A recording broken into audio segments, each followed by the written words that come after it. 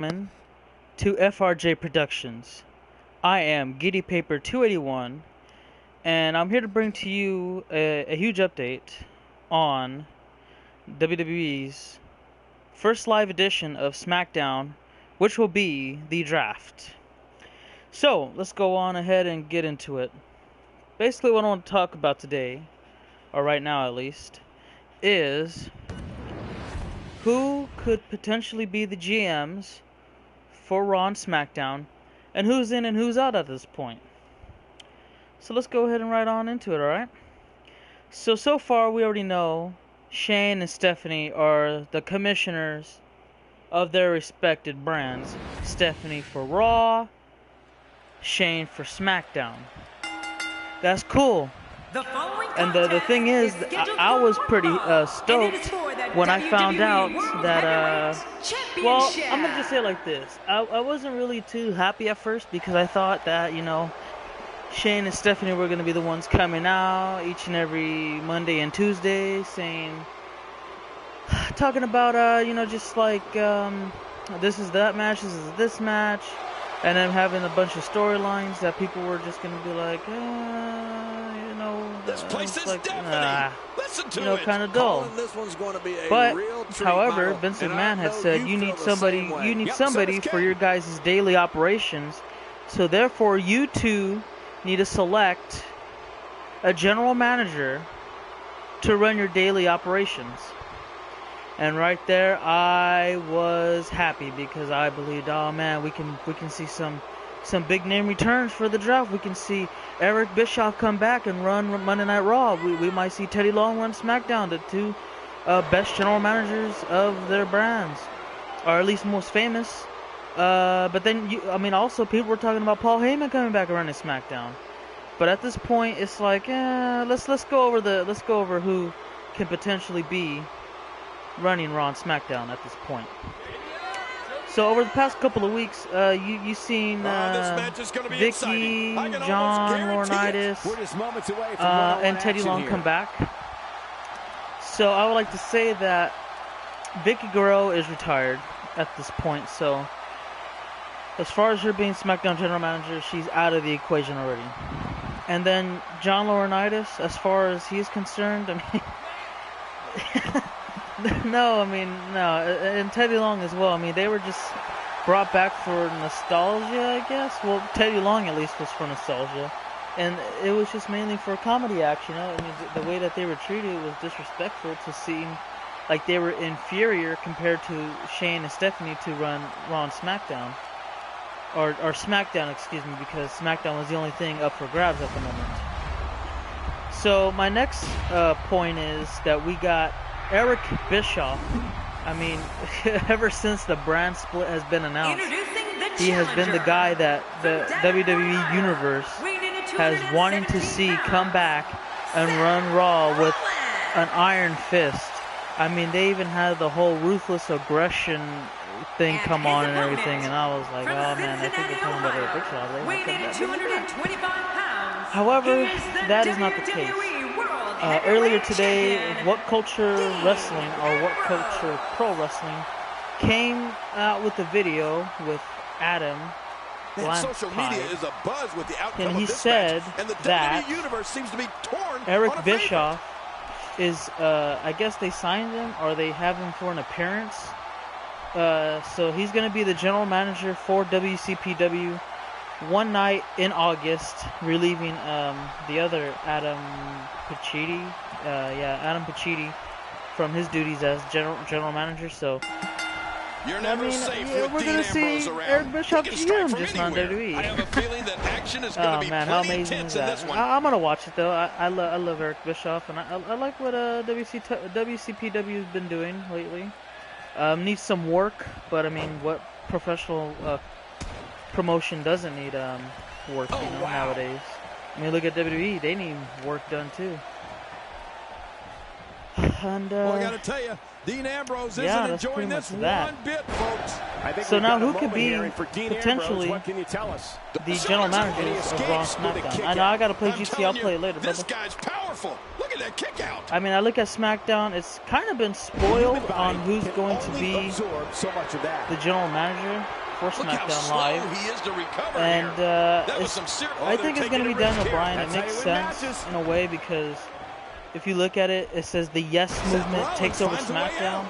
However, Daniel Bryan wasn't to be around, and maybe they were talking about Shane McMahon coming back and running SmackDown, like because of all the yes chants. Nah, I think that they accidentally spoiled who's going to be running SmackDown Live.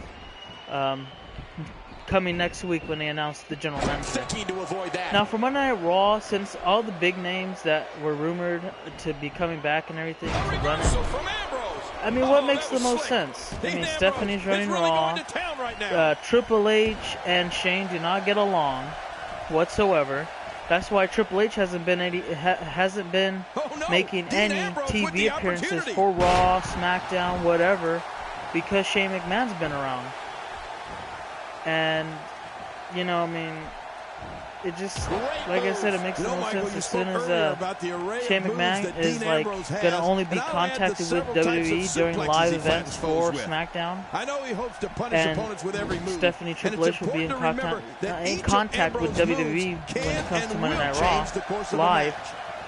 It just makes the most sense that Triple H is going to make TV appearances yet again, and he's going to be the general manager for Monday Night Raw. That's just what makes the most sense at this point. Making his presence felt there. I mean, who do you see coming back during the draft of Tuesday Night Live SmackDown and saying, "Hey, I'm going to be the manager, general manager of Monday Night Raw or SmackDown"? How I think it's going to be played out is Shane McMahon is going to be coming out on the draft night, and he's going to say, "Hey, I have my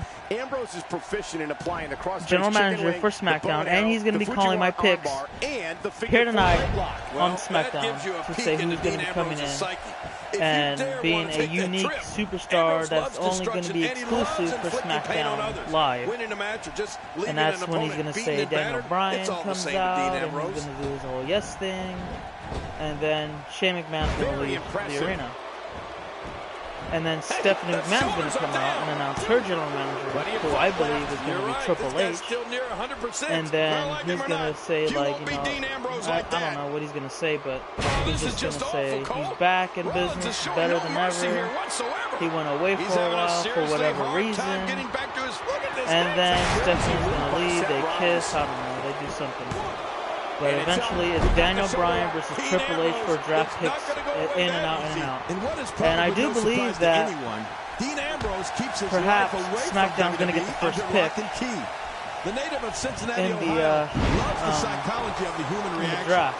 Ambrose will do things, even away from the ring, unless you want to have Vince come out and say what titles are going to be going to Raw and SmackDown and everything. And then that way you can have somebody already represent Raw and SmackDown. But, I mean, so far, I don't know. That would just be like, nah. If the first pick has to be, it got to be cool. So I think that perhaps it can go like this.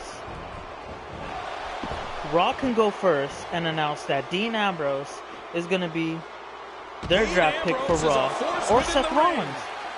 Whoever's the WWE World Heavyweight Champion, or WWE Champion at this point, as that's what they're calling him right now. Whoever's the WWE Champion is going to be the first pick for Monday Night Raw. He's too good inside the ring to be out on the floor for long. Now, however, if it was SmackDown who gets the first pick, I think that maybe John Cena is going to be the first pick overall. However, I do think Raw will probably end up getting the first pick. They'll get the WWE Champion, then SmackDown goes up and says, "We want John Cena." And then Raw picks either Rollins or Dean Ambrose, whoever's the loser of that matchup. So that's what I think would make the most sense. Because, you know, like it's been said reportedly, that John Cena and Roman Reigns were supposed to be the face of their respective brands. John Cena of SmackDown, this is John Cena's last run in SmackDown, no matter where he ends up, or Raw. Maybe he stays in Raw and competes for the WWE Championship for the rest of his career. At the end of the day, the brand split was made for to contemplate who's going to be the face of their respected brand. I saw some grumpy faces walking around earlier today. I'm guessing some of the WWE superstars, regardless of where he ends up. Now, with Roman Reigns out of the picture currently at the moment because he got busted for violating the wellness policy of WWE, you got to wonder who is probably going to be ended up being the face of Raw. And I think at this point right now, maybe Dean Ambrose can do it. He's the one that's more over with the fans at the moment. He's the WWE champion, and you know that's what I believe. I think Dean Ambrose is going to end up being the top babyface for Raw at the moment, at least, until like maybe a double face and heel turn, a double turn, I guess you can say, for Rollins and Ambrose, if that were to ever happen, which I think should happen, because that way Rollins will be the top face and then Ambrose can be a top heel. Because, I mean, Dean Ambrose is a great heel.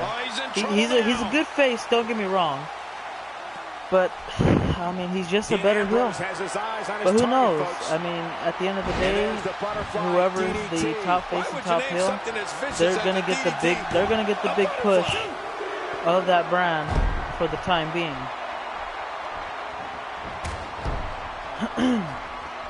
So that's pretty much it on my perspectives on who or what's going to be happening for the draft, who we're going to get for general managers, and what championships can I see being on Raw and SmackDown. I mean, ooh, man, I look at it and you know, I don't know because.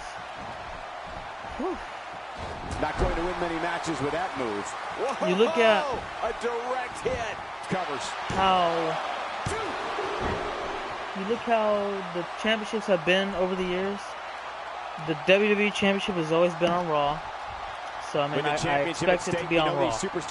That's just me, though. To win here tonight. You look at the Intercontinental Championship and the United States Championship. The Intercontinental Championship has always been a WWE product from the beginning, unlike the United States, which has been a WCW product. But over the years, or the past couple of years, the Intercontinental Championship was changed over to SmackDown. And I mean, people got used to it, especially with the latest look of the championship instead of being the modern 2007 version. They brought the classic one in, and that's how it's just been used to now. Like the classic one has always been with the SmackDown brand. But I don't know. We'll see what happens. At the end of the day, I can't wait to see who gets drafted because getting to see who would be the commissioner of SmackDown, it was like, whatever. Seeing the GM, it brought some spark and hype into the draft, and then now over the occurrences of what's been played out, it's like, let's take a look at some of the big highlights. Oh shit! And then now it's just the draft is the only thing that's gonna be making it worthwhile to watch. I mean, I think, me personally, I think we're gonna see some big comebacks from some professional wrestlers that used to compete back in 2007 to 2009, 10, 11, 12, whatever. And I do believe that we're going to see some new NXT faces getting drafted to Raw and SmackDown. I think it's time that I think they've been waiting for Finn Balor to come in. I think they've been waiting for him to come in, and I think the draft is the best way they're going to bring him in. And I think it's time to bring in Bayley too. I mean, why not? Screw it, you know what I mean? She deserves a spot, and there's been some reasons like, oh, maybe because she's a top babyface and everything in NXT for the women's division, so they've been trying to put someone over. But now I think it's time that they bring someone in. I think Asuka can take over that part. She's doing pretty solid, and that's pretty much it on this whole draft conversation and everything. I do believe we're going to see Finn Balor and Bayley get drafted from NXT onto the main roster. Which brand, I don't know. Maybe Finn Balor to Raw makes the most sense. I mean, because of all the... Well, I don't know. Maybe because I see him in the red paint, so maybe Raw makes sense. And maybe Bayley to SmackDown. At the end of the day, that's the only thing I'm looking forward to. I'm looking for some big comebacks and a couple of NXT drafts. And I hope you enjoyed this video, me explaining my theories and everything, and the big update on Eric Bischoff going to WCPW and not WWE. Congratulations to him. I can't wait to see him, you know, on WCPW next month, and I can't wait to see what he's got in store. And that's pretty much it. Thanks for joining and watching. If you came here and watched, if you didn't, then it's all good, you know. It's no hate here. Glad to put on a show. Thanks for joining me, and I hope you have a good one. See you all later.